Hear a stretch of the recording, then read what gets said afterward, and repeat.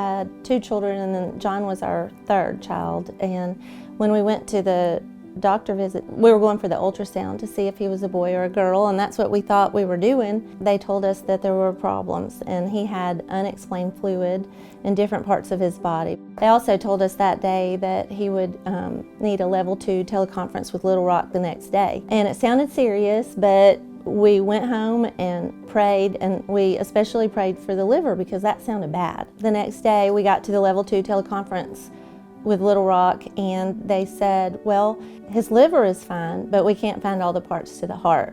And that's when they scheduled an appointment in Little Rock, and we went to see a cardiologist down there. We prayed specifically for the heart and to find all the parts to the heart, and when we got down there, they found all the parts to the heart. And so there were 2 answered prayers already in a positive way that gave us assurance.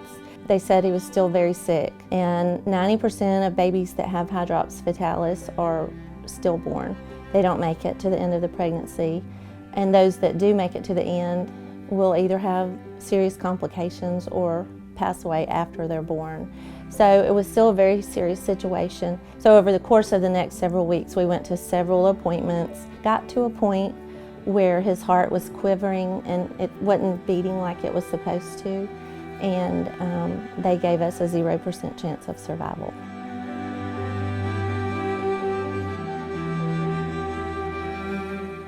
There's not much else we can do. Plan on delivering, up in Northwest Arkansas with family and friends nearby. And so that was our lowest point where we couldn't rely on the medical community anymore. We really did have to just trust in God to take care of the whole situation. It was a challenging time, for both of us, our relationship, and there was a spiritual battle going on, and we could tell. There was talk of abortion, and there was talk of, go ahead and get the amniocentesis because he's not going to live anyway. I mean, there was definitely negative, even from the people in Little Rock. We said, no, we won't do an amnio until he's of a viable age. And they were like, oh, you mean you expect this baby to live?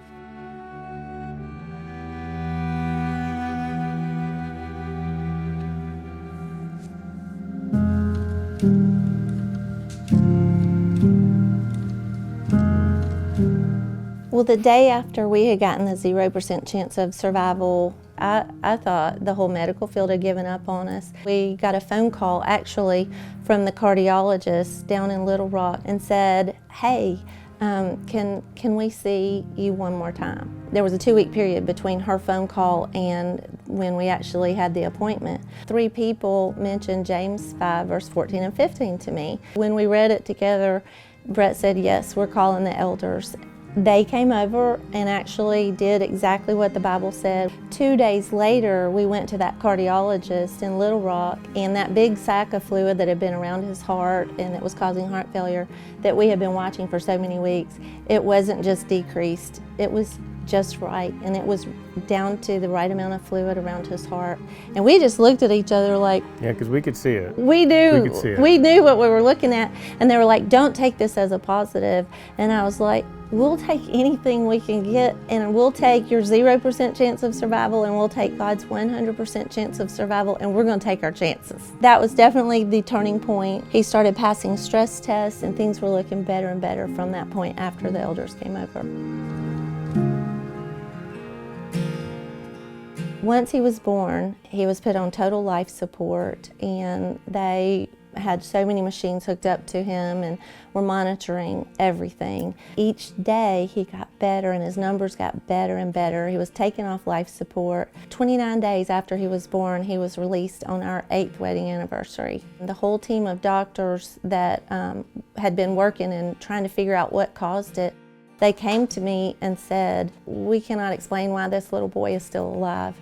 And I said, well, let me tell you what happened. That was awesome. And they said, well, we believe you. That's all. They had no other explanation. Over the course of the next 6 months, we had to go back for checkups. And they all said, this was a sick little boy. I remember him, but he is within normal range. We don't ever have to see him again. We knew God was going to heal John either here for us to enjoy or in heaven. He's going to take care of it one way or another. We can take God at His word, and really believe that he can do it. We knew with God all things were possible. We had never maybe stepped out in faith this much, but I don't even think the faith was of our own. I think God, I know He gave me the faith that I had to get through that, because I felt like He carried me the whole time. Once I recognized that it was God's baby, not mine, I let John go, and that was such a relief and a peace that you can't explain. There was a lot of negative stuff that we had to go through, but God gave us the hope. His positive answers to prayer were preparing our hearts for taking care of John here on earth. As I was pulling closer to God, He was comforting me, but I think if I was also pulling closer to God and John wasn't going to be here, that He would have prepared me for that. Because I wouldn't trade this experience for anything, no matter how hard it was. I think I learned in all things that God has a plan. That whole thing just kind of strengthened both Kelly and I and our family.